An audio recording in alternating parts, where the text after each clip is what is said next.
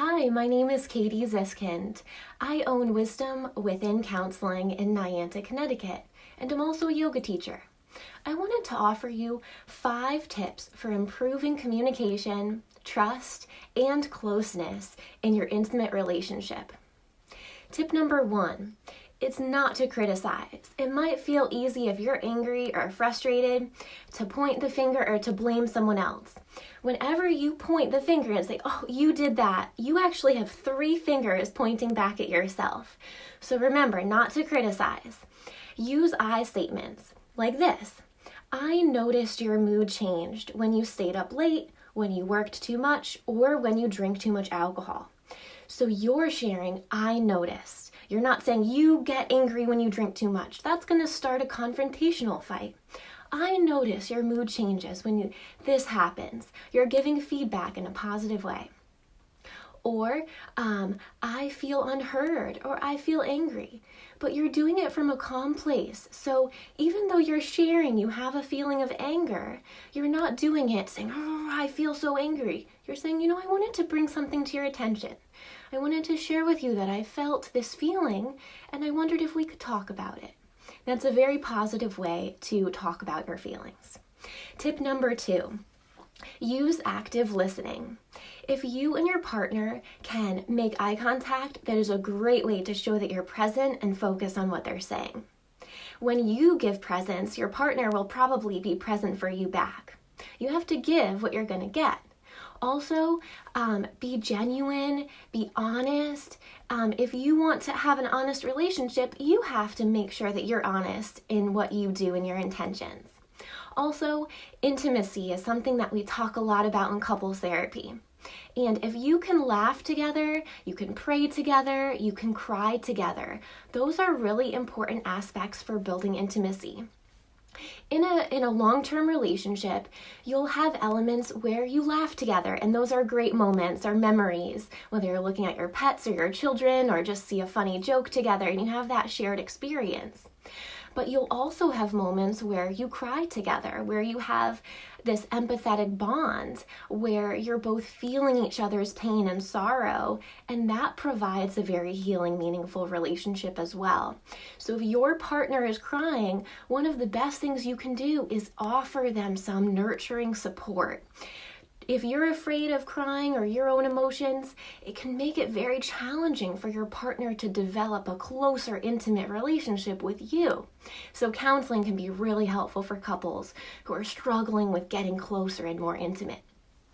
Intimacy, the word itself, is really into me, you see. I'll say that one more time.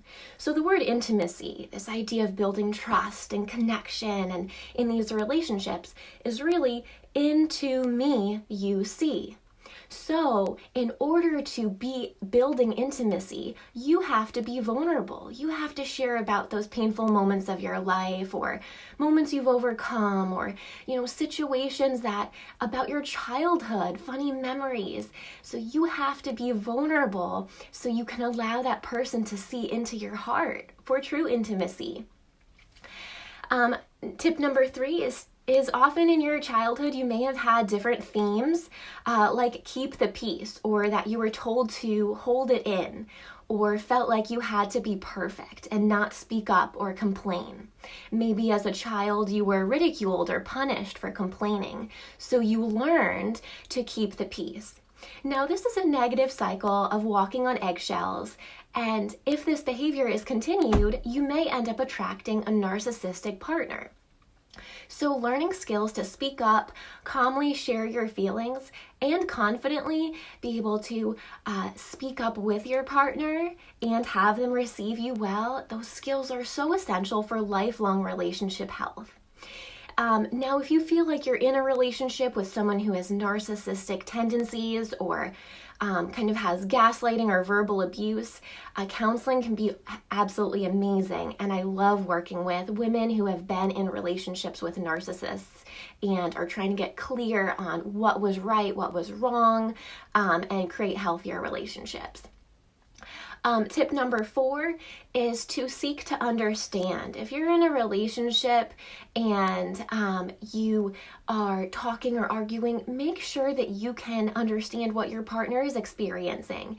Every point of view is valid. Our experiences from childhood shape our feelings when it comes to arguments and disagreements. So make sure to stay calm, get centered, lower your heart rate. Also, couples who hold hands while disagreeing have a lower heart rate because they're touching.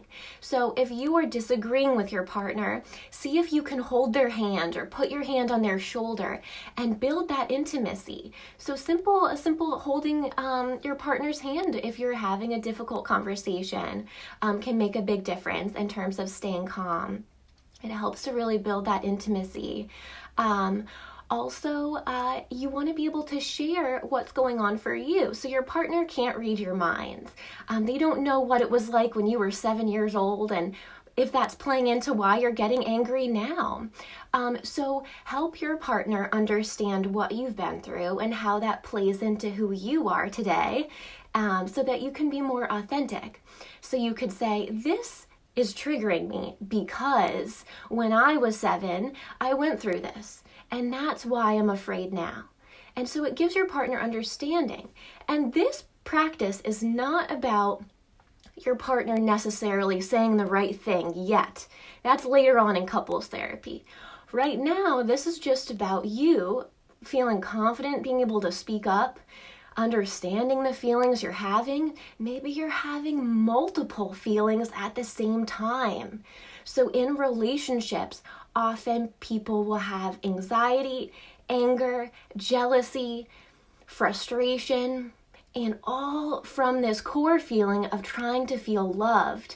And then when you throw in alcohol, family changes, history of trauma, all of these things play into your relationship. Hey Becky, how's it going? So if you're looking for support when it comes to online or in-person relationship support around building intimacy, vulnerability, closeness, better bonding, and overall more creative playfulness in your relationship, I would love to help you. I run a team of therapists in Niantic, Connecticut, and we offer online, video, phone, and texting counseling, as well as in-person therapy. If you're looking to get started in managing mood swings, anxiety, depression, all within a long-term relationship, and looking to create calmness and beauty and balance all from within yourself, we can help you at Wisdom Within Counseling find positive coping skills and alternatives to traditional medication as needed through couples and relationship counseling. Call or text to get started, 860-451-9364. Or you can read more at wisdomwithinct.com. That's wisdomwithinct.com. I hope you enjoyed these tips to better and improve your intimate relationship. If you're looking to learn more, sign up for our blog or get started with a 30-minute free phone consultation for couples therapy, online or in person. Visit wisdomwithinct.com. Have a great day. I'm Katie Ziskind.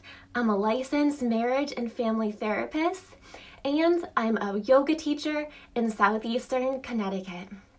I love helping families, anxious children, depressed teens, and distant couples gain connection and thrive again. Have a great day.